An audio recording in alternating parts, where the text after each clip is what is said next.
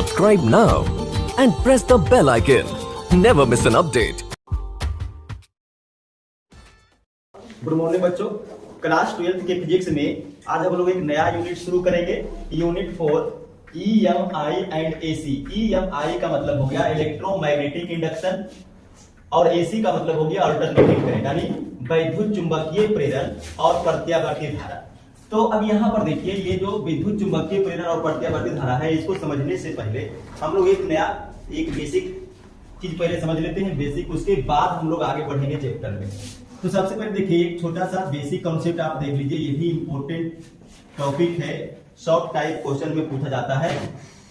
Magnetic flux यानी चुंबकीय flux, इसको हम लोग पहले समझ लेते हैं, उसके बाद विद्युत चुंबकीय प्रेरण को समझना आसान हो जाएगा।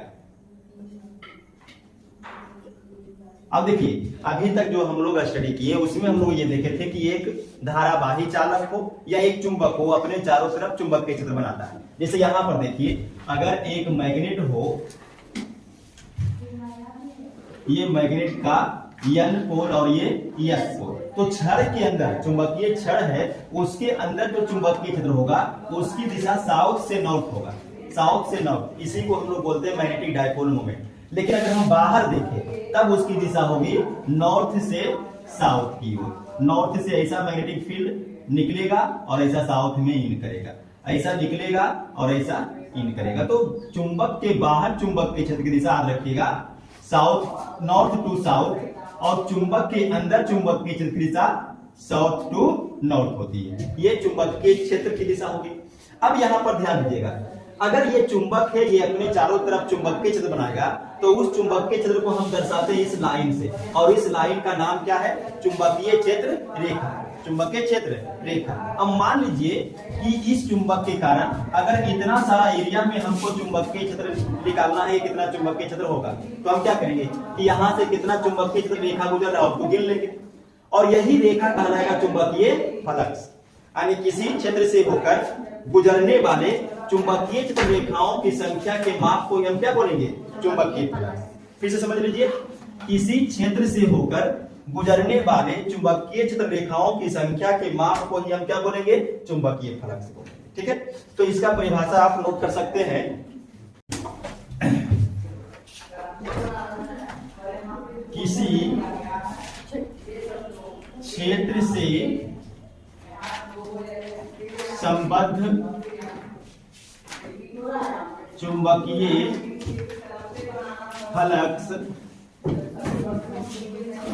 उस क्षेत्र से होकर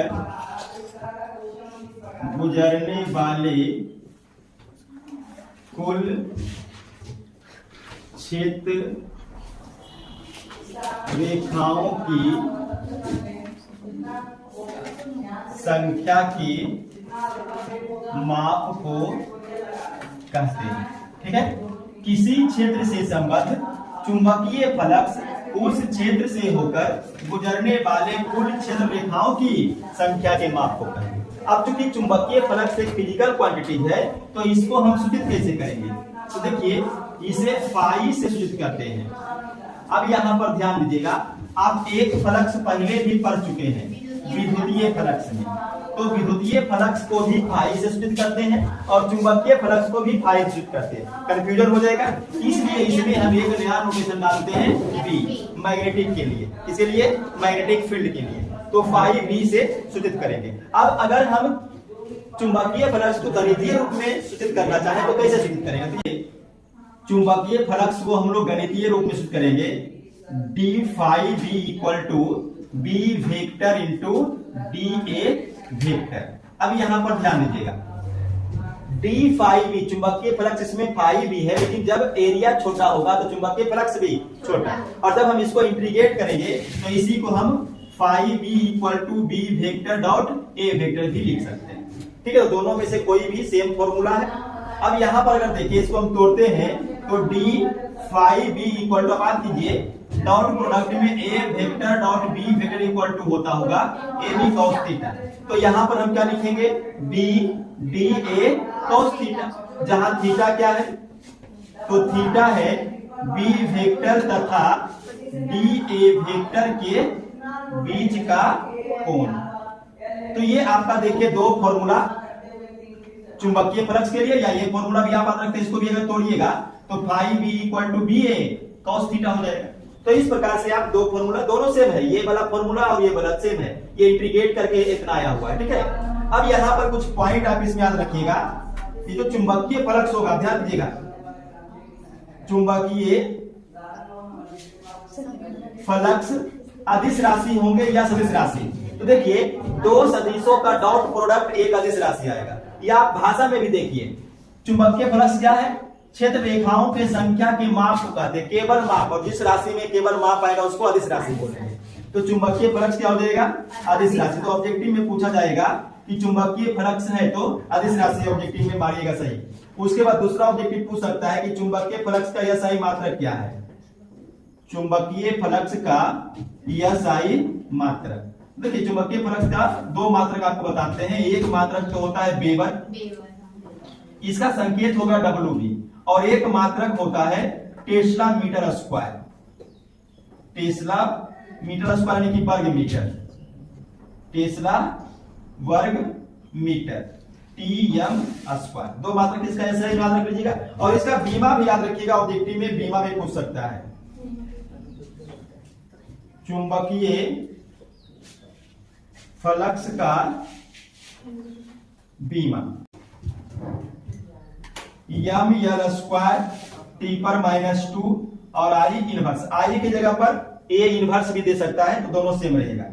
तो ठीक है, तो ये देखिए आपका हो गया चुंबकीय फ्लक्स, जो बेसिक कॉन्सेप्ट था विद्युत चुंबकीय प्रेरण में, उसको इसको समझने के बाद हम लोग अब चलेंगे विद्युत चुंबकीय प्रेरण की ओर। तो यहां तक पहले आप नोट कीजिए।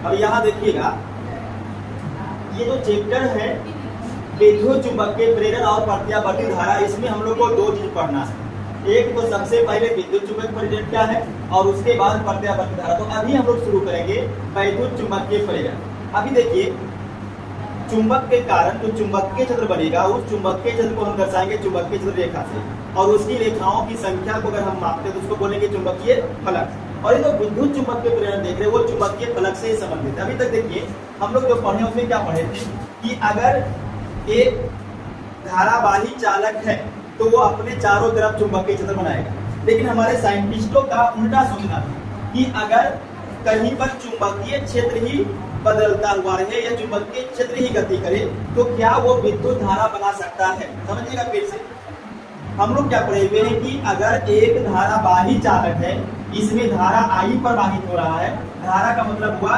कि आवेश प्रवाहित हो रहा है एक आर के समय में, तो ये अपने चारों तरफ मैग्नेटिक फील्ड बनाएगा। अब हमारे साइंटिस्टों ने इसका उल्टा सोचना शुरू कर दिया कि अगर यहाँ पर मैग्नेटिक फील्ड को ही चला दें, मैग्नेटिक फील्ड को ही घुमा दे, तो क्या ये चार्ज चलना शुरू करेगा, और अगर चार्ज चलना शुरू करेगा तो क्या बनेगा, करंट। और यही वाला चीज क्या कहलाएगा, विद्युत चुंबकीय प्रेरण। लेकिन इस एक्सपेरिमेंट को करने के लिए एक साइंटिस्ट फैराडे सामने आए और उन्होंने एक एक्सपेरिमेंट किया, और उस एक्सपेरिमेंट से ये निष्कर्ष निकला जो उनका सोचना था कि अगर हम एक चुंबकीय क्षेत्र को ही चला दें तो विद्युत धारा प्रवाहित हो सकती है किसी चालक में, वो सही निकला। और वो एक्सपेरिमेंट क्या था, तो उस एक्सपेरिमेंट को देखिए, समझिए, उसके बाद हम लोग विद्युत चुंबकीय प्रेरण को आसानी से समझ सकते हैं। तो क्या है, फैराडे का प्रयोग, फैराडेस एक्सपेरिमेंट। तो देखिए फैराडे ने एक्सपेरिमेंट को दिखाने के लिए क्या किया कि एक सिस्टम बनाए, और उस सिस्टम में देखिए एक कॉइल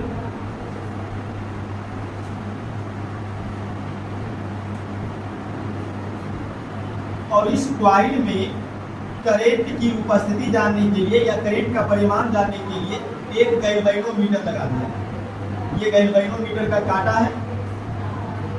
अब देखिए इसमें कोई और परिपथ नहीं है, केवल एक कॉइल और एक गैल्वेनोमीटर। करंट सप्लाई करने के लिए ना तो कोई सोर्स है ना तो कोई सेल लगा हुआ, ठीक है। अब इसमें करंट कैसे सप्लाई होगा उसको देखिएगा। यहाँ पर एक मैग्नेट लिया गया N और S पुलिस का। अब समझिए ये एक सिस्टम लिए फैराडे ने, एक कॉइल, उस कॉइल में एक गैल्वेनोमीटर लगा हुआ है और एक चुंबक, बस।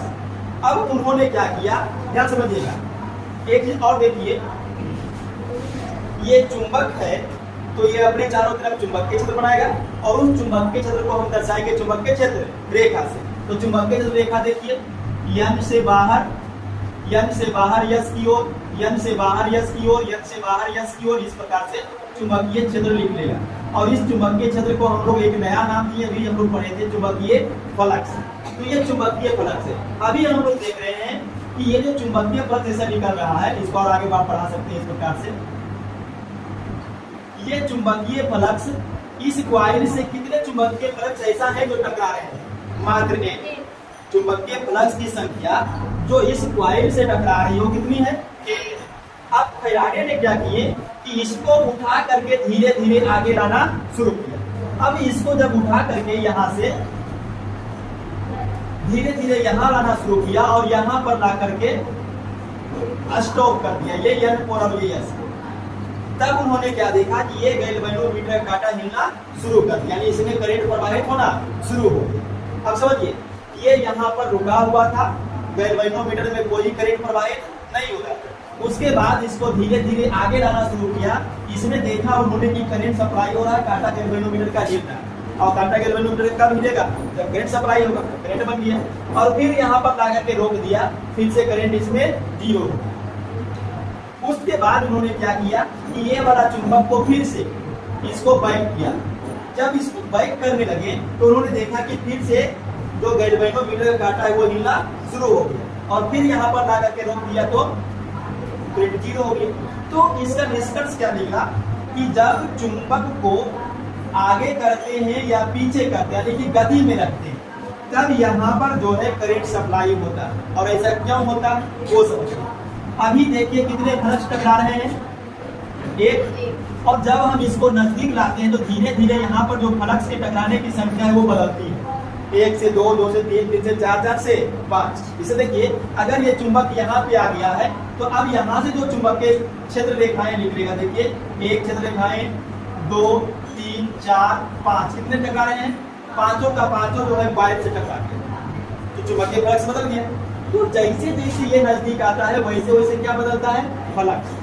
फिर इसको जब हम पीछे ले जाते हैं तो फ्लक्स का संख्या फिर से बदलेगा। क्या हो जाएगा? देखिए, जब पीछे ले जाएंगे तो धीरे धीरे जो ये फ्लक्स टकरा रहा है, 5 को 4, 3, 1 ऐसा होते होते यहाँ पर ना 1 हो जाएगा। और दूर लेते चले जाएंगे तो 1 भी नहीं टकराएगा, 0 हो जाएगा। तो जब चुंबकीय फ्लक्स में परिवर्तन होता है, और चुंबकीय फ्लक्स में परिवर्तन कब होगा? जब हम ये चुंबक को आगे पीछे करते हैं तब यहाँ पर एक करंट सप्लाई होता है और उसी करंट का नाम क्या है? वैद्युत चुंबकीय। उस करंट का नाम है प्रेरित धारा। और ये जो पूरा घटना होता है उस घटना का नाम है विद्युत चुंबकीय करंट। और ऐसा एक एक्सपेरिमेंट नहीं, ऐसा बहुत सारे एक्सपेरिमेंट उन्होंने किया। अगली बार एक्सपेरिमेंट में उन्होंने क्या किया कि एक कॉइल लिए,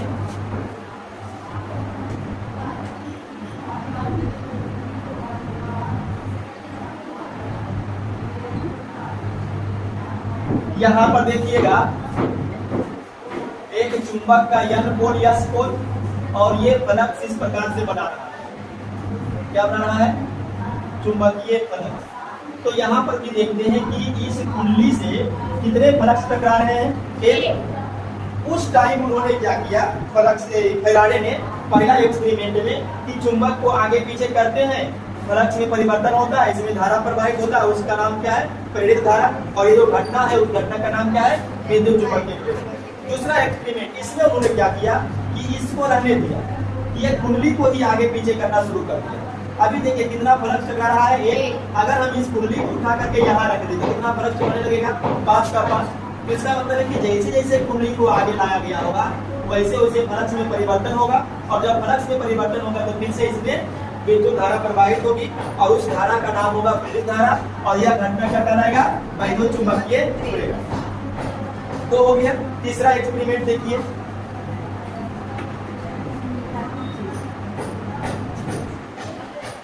तीसरा एक्सपेरिमेंट में देखिएगा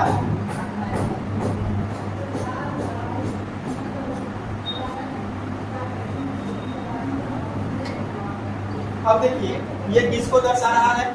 एक समान चुंबकीय क्षेत्र को, और इस चुंबकीय क्षेत्र की दिशा किधर होगी? अंदर की ओर, क्रॉस वाला अंदर की ओर। ठीक है।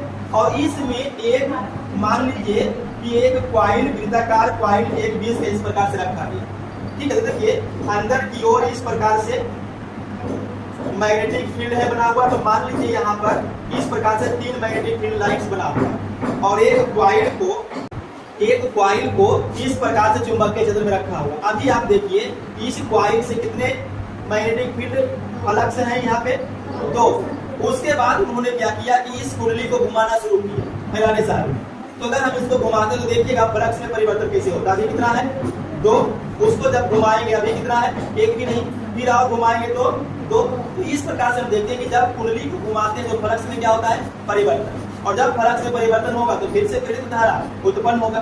तो यहाँ पर जब कुंडली को घुमाया जाता है, जब कुंडली को रोटेट करते हैं, rotation of coil in magnetic field then current in coil. और इस घटना का नाम फिर से क्या रखा, वैद्युत चुंबकीय प्रेरण। देखिए बिना किसी सोर्स का, ना तो कोई सेल है ना तो कोई विद्युत जनरेटर है, कुछ भी नहीं, ये अपने आप केवल हम क्या देख रहे हैं कि एक कॉइल है और मान लीजिए कि अगर जांचना है तो एक गैल्वेनोमीटर लगा दिया या एक बल्ब भी लगा दीजिए। करंट सप्लाई होगा, चुंबक को आगे पीछे करेंगे, करंट सप्लाई होगा तो क्या होगा, गैल्वेनोमीटर लगा हुआ रहेगा तो गैल्वेनोमीटर काटा ही लेगा। और अगर बल्ब लगा हुआ होगा तो करंट सप्लाई होगा तो क्या होगा, बल्ब जल जाएगा। अब बल्ब जल गया इसका मतलब क्या होगा, धारा प्रवाहित हो गया बिना सेल का, बिना कुछ भी नहीं इसका। तो ये वाला जो घटना है, इसी घटना का नाम क्या है, वैद्युत चुंबकीय प्रेरण। और ऐसा 3, 4 नहीं, ऐसा 5 एक्सपेरिमेंट किया गया। ठीक है, चौथा एक्सपेरिमेंट में देखिए उन्होंने क्या किया कि एक कॉइल लिया, एक नहीं 2 कॉइल लिया, समझिएगा। प्रत्येक बार निष्कर्ष एक ही निकलेगा, एक्सपेरिमेंट जितना भी हुआ है सबका एक ही निकलेगा निष्कर्ष कि एक कॉइल लिया। ठीक है, इस कॉइल में एक गैल्वेनोमीटर, सोर्स कुछ भी नहीं है। एक दूसरा उन्होंने कॉइल लिया और इस कॉइल में उन्होंने क्या किया,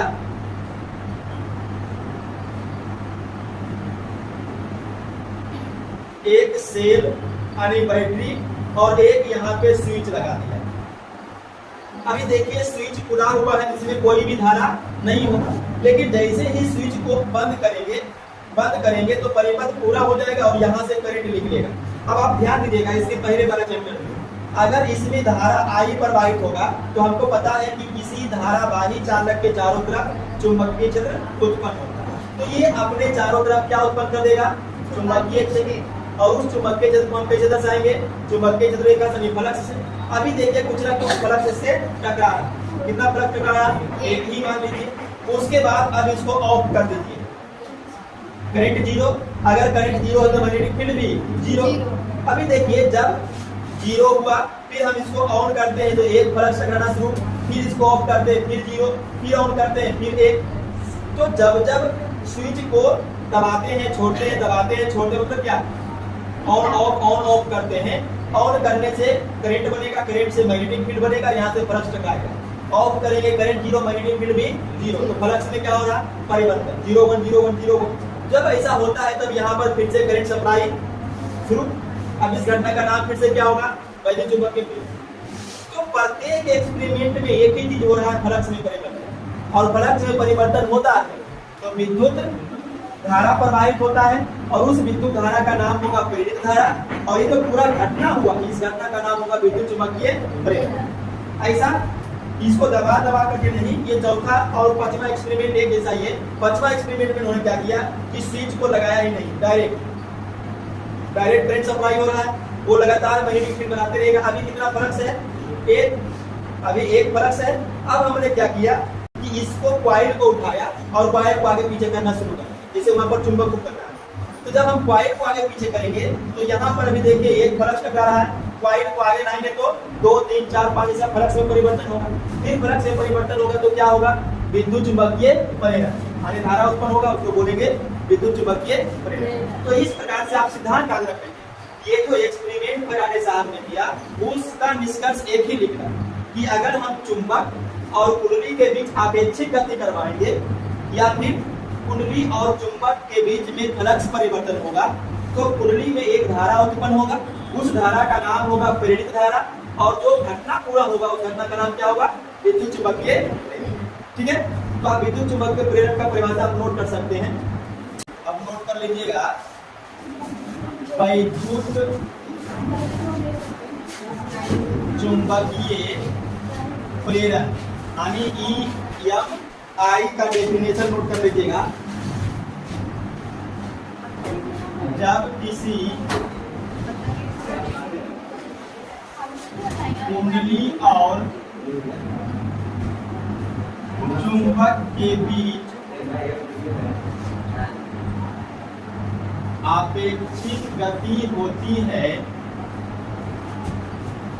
तो कुंडली में एक प्रेरित धारा की उत्पत्ति होती है। यह घटना वैद्युत चुंबकीय प्रेरण कहलाया। ठीक है, जो फैराडे साहब ने एक्सपेरिमेंट किया उसका जो निष्कर्ष निकला, उसी निष्कर्ष का देखिए वैद्युत चुंबकीय प्रेरण का परिभाषा बन गया कि जब किसी कुंडली या चुंबक के बीच आपेक्षिक गति करेंगे तो कुंडली में एक धारा की उत्पत्ति होगी, उस धारा का नाम होगा प्रेरित धारा, और यह पूरा घटना कहलाएगा वैद्युत चुंबकीय प्रेरण। तो आज यहाँ तक ही रहने देते हैं।